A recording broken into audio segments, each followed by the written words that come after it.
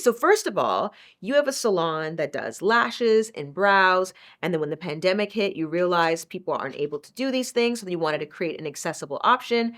An interesting question for you is if this at-home kit becomes so successful and then you no longer have a salon Ooh, because now okay. everybody's doing it at home. Okay, so Which one do you pick? okay, so that's the thing, right? Like we realized that when we offered professional services, you kind of cater to a different clientele, Right. right? Yeah. So being full tiered was something that I had to learn and understand because of the fact that I was like, am I taking business away from myself? But no, you're creating access to people who can't afford beauty, right? True. Which we totally saw over COVID. And after COVID, it was like, okay, people aren't coming in the same way, spending the same dollars like they used to. So I'm like, how do we allow that accessibility of like simple, easy beauty that's like, you don't have to spend $100 at a salon, and we could show you, we could teach you, and you could still do it at home and get the same results. So that was like a huge thing for me.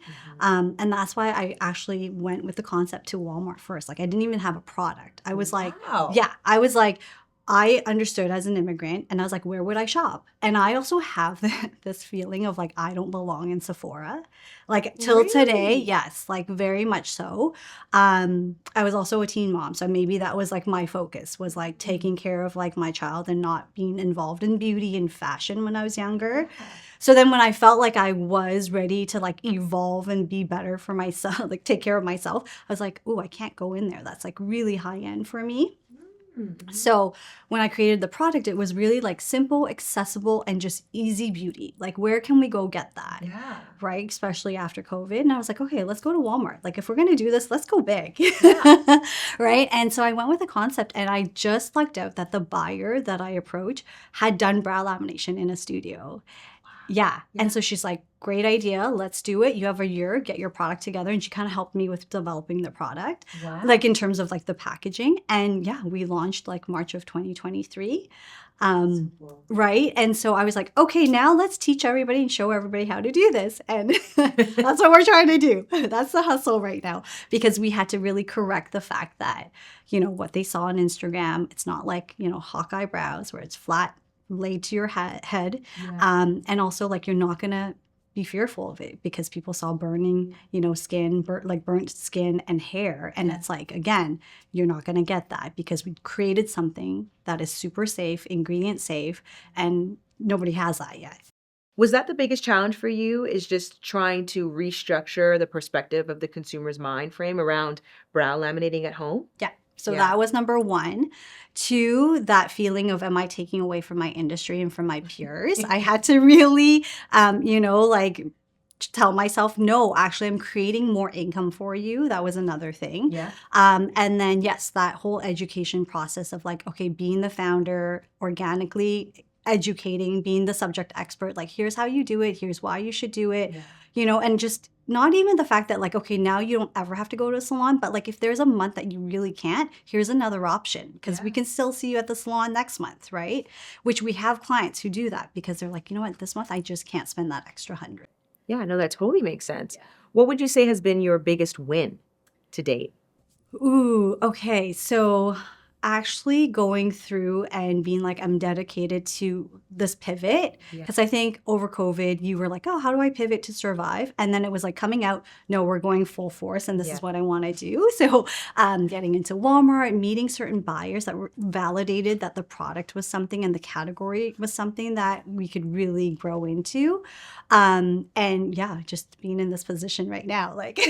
I love it. I love it. What was your Dragon's Den experience like? Because I know for everybody there's going to be highs and lows for that moment, but what were your personal highs and lows? Okay, so it was all highs. Like just the fact that I told myself that I had to do this for just growth, my own reasons, right? Just to showcase the fact that like, hey kids, like you can do whatever you want. That was huge. But I left there. So as a teen mom, in an Asian household, as an immigrant, my parents were like, you're going to be a failure. So I think stepping on that X was like validation. Like for me that like, you know, like F you kind Yeah. of concept. Like I made myself something and I did this, you know what I mean? And then just to meet like 6 dragons who just had all kind words and validated like you did it, you're here. Yeah. You know what I mean? So it wasn't even about the money. It was like and it wasn't even about the validation. It's like I freaking got here, and that meant so much. So I'm just yeah. I can tell. Yeah, I can tell you get emotional about it because it probably is a pain point that you really turned into your motivation. And the It probably fact that drives you. I never talk about it. And so when I decided to, I went on national TV and talked about it because I always thought it was an embarrassing thing. Like, and I didn't even want it to No. be a leverage of like, Mhm. I was a teen mom. And so, you know, you have to help me and support me. Like, I didn't want that as like a leverage, I think. And so I would never talk about it. And so now I shared that and I was like, whew, what a big relief. And then to have like so much support around me again, of people that I don't even know because I thought I was getting that from my family and it wasn't that way in the beginning. Yeah. And so, yeah, like that was probably the best thing walking out of there being like, wow, like, let's go. It was like the fuel to my fire. Yeah, and it's funny because it's one of those things that it could set you back personally. 100%. It could be an excuse for you to be in your own way, but to turn that into fuel, Yeah. I mean, that's what it's really about. That gives you a certain grit and relentlessness that other people aren't going to get. So for me, everything's a win. A win is a win in every way, Yeah. whether it's a genuine win or whether it's not knowledge or data or information that I Yeah. can use in the future. So, but I see that it makes you really emotional. Yeah. What is the final goal in this? What is like if you were to scale this to the highest level, what would that look like for you? Like, are we going to go into Sephora? Oh my gosh. Okay. So I would love to exit the brand. I already have a bunch of products that are super innovative that I've lined up. Wow. Yeah. And I think for me, it's like when I will do anything to get to the growth that I want to be at, which I think I've done since I was 14. I'm like, I look back, I'm like, yeah, I have 10x my life in a lot of ways. But I feel like now I'm just in a moment where I'm stuck being like, I knew how to do a lot of things and I'm in moments where like, okay, who do I ask the right questions? What do I do in this growth? What's the next step? But I do have a big plan, which is to exit the brand, make it a forever, a green product, right? An evergreen product. And, hopefully in every household, it's like a name that we remember of like why, like meeting you at every stage in your life to help you with, accessible, simple, easy beauty. Very cool. Yeah. So it's still going to be beauty. You still have more beauty ideas. Yeah.